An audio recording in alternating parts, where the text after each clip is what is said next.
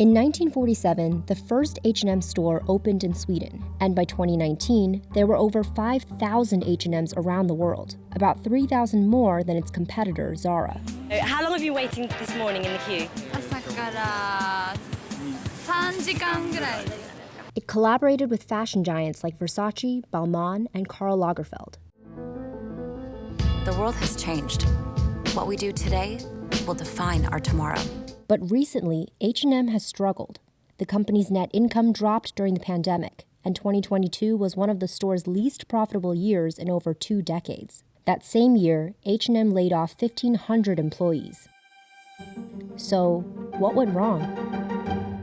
This morning, major American companies pulling business out of Russia. Disney, Warner Brothers, ExxonMobil, Ford. Russia was H&M's 6th largest market. But after Russia invaded Ukraine, H&M decided to close all of its stores in Russia and stop online sales to the country. The company cited operational challenges and an unpredictable future. They, of course, faced this unprecedented situation like a lot of brands last year with Russia's invasion of Ukraine.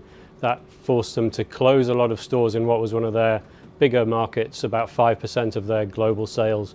So H&M would argue that without that hit, they would have had a fairly decent last year. Our decision to wind down the business there has had a significant negative impact on our results.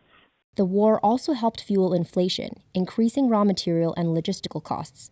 Besides pulling out of Russia, H&M has had long-standing problems in China, another important market. 作为一个中国人吧，起码是有一个爱国底线的，就是我觉得我本身就不买它，那我现在我更不会去买它，然后我也可能会呼吁我周围的朋友抵制它。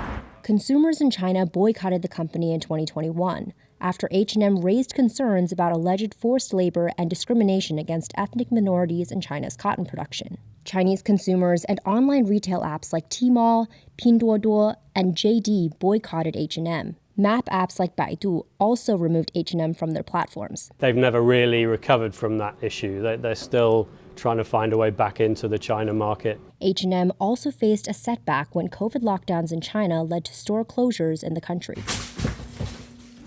First, I got this hoodie. I'm actually obsessed with this. One big factor they face is their brand position. They're a fast fashion brand, so all about being relatively cheap.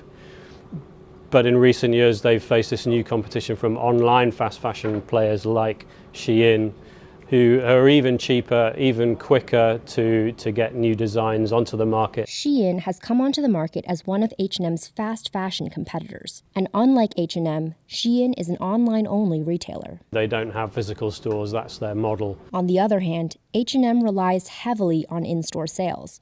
Only about 30% of its sales come from online. So H&M faces this predicament that on the low side, they're being outflanked by Shein and online players, but do you try and trade up? Because if you do, then you're coming into direct competition with a brand like Zara, which in the mind of a lot of consumers is a slightly higher end brand. They've already closed something like 12% of their global stores, and analysts generally think that's the right way to go, that you close the underperforming stores, invest in the best stores because most consumers still like to shop in physical stores, but then also try and build up the digital side as well. But can H&M get customers excited about the brand again?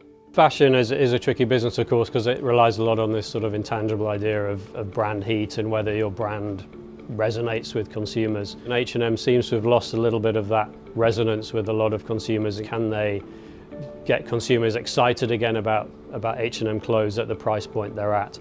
And at the moment, maybe they're having some success, but I think they'd like to see a lot more to really get young consumers especially back on board.